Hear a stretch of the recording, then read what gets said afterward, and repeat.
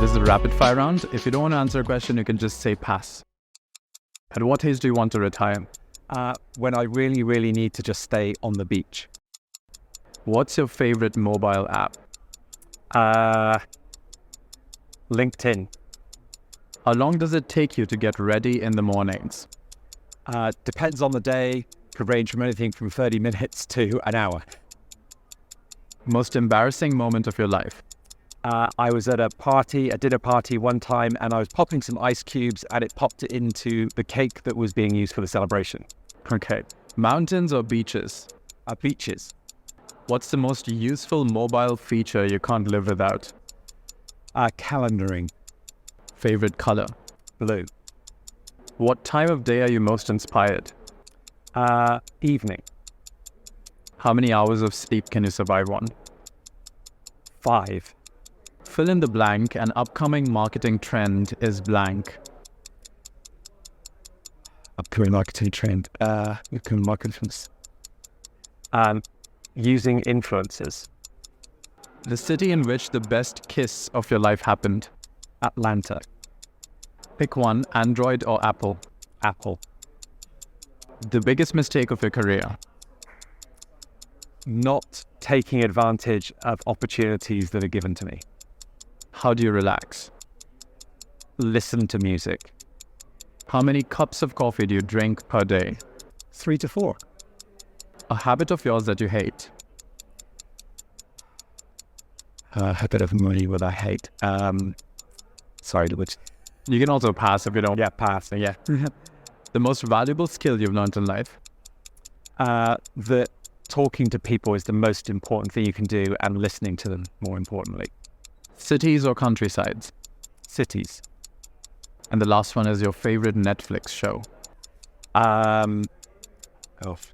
Drive to Survive. Okay.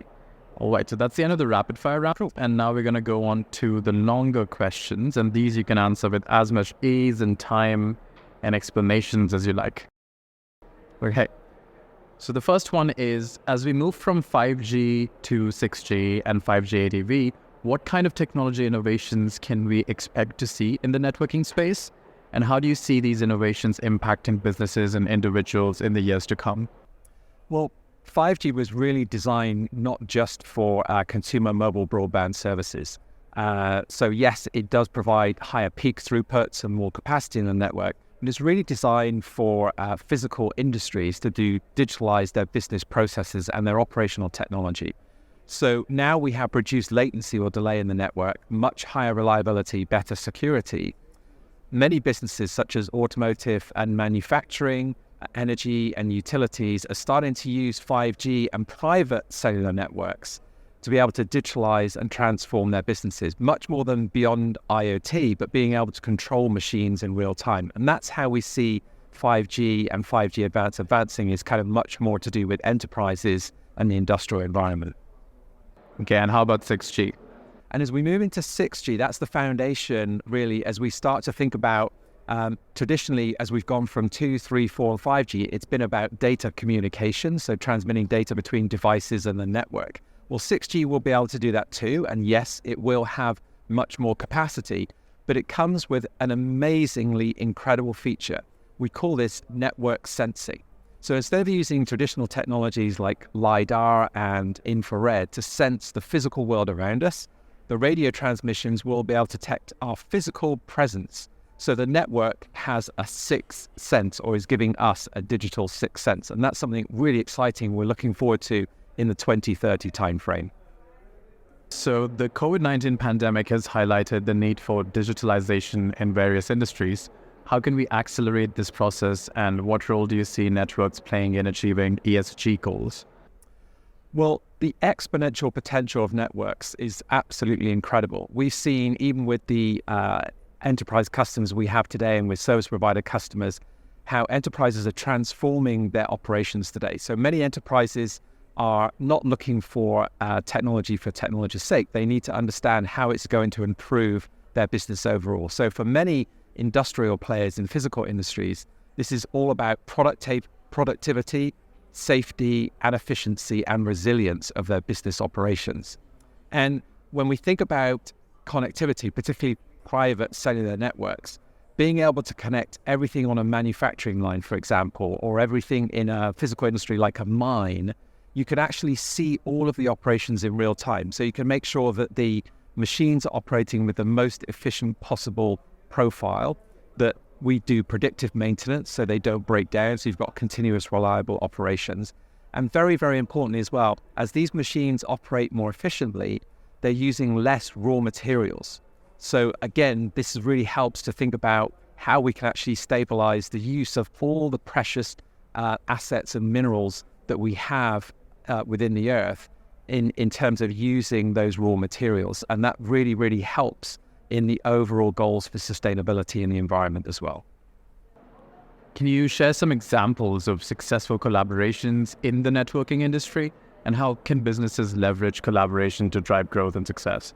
Yeah, collaboration is really important to build new types of solutions and business models. And I think when people look at Nokia, who's a B2B technology innovation leader where networks meet cloud, to realize the full potential of digital, we have to partner with all different types of companies. So that could be very large companies in the cloud space, so all the hyperscalers.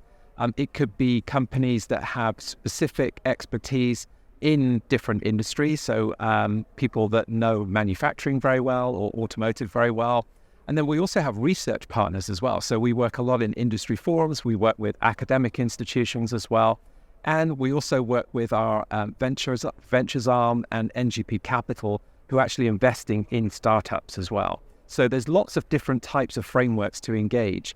And it's very, very important because we believe that innovation can come from anywhere, and collaboration is key to really accelerate both new innovations and also time to value and time to market.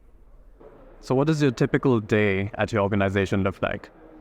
Typical day is a lot of meetings, a lot of coordination, but it's also time to think about how our customers are going to be able to benefit from our technology and what that technology means to them as they want to grow their business. And I think for me personally as well and professionally, it's very important to understand how our technology can have a positive impact, not only for our customers, but also for society as a whole and reducing the impact that we have on the planet. So we really need to think about that potential that networks can provide so that we can bring people, collaborate together, and use that for the benefit of both people and planet overall.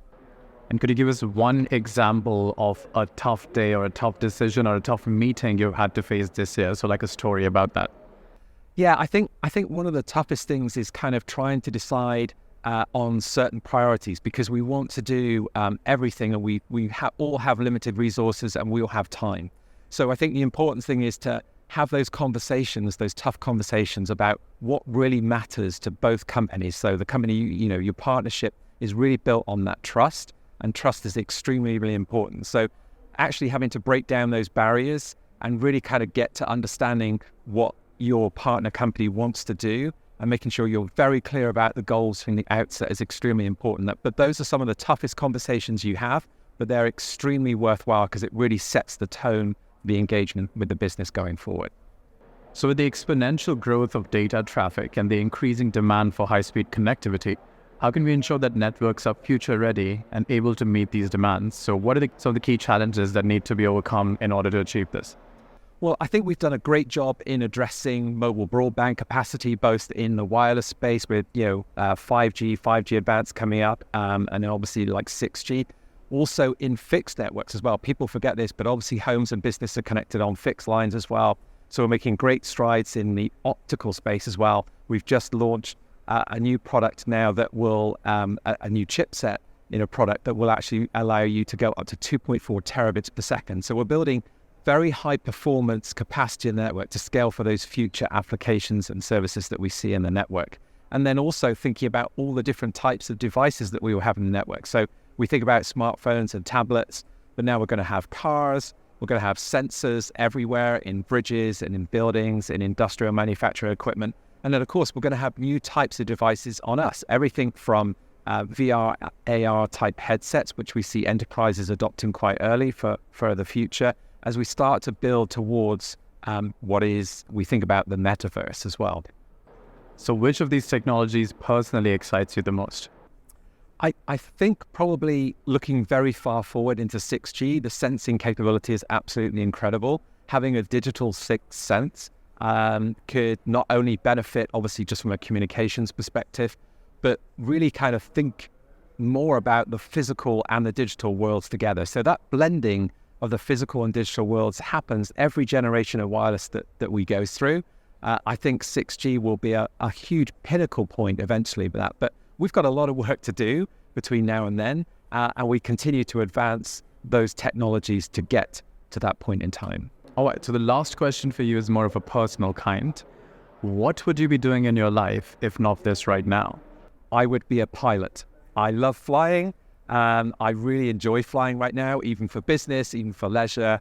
And I love all types of form of flight, helicopters, fixed-wing aircraft, even hot air balloons, gliders I've been in as well. So yes, maybe someday I could actually train to be as a pilot.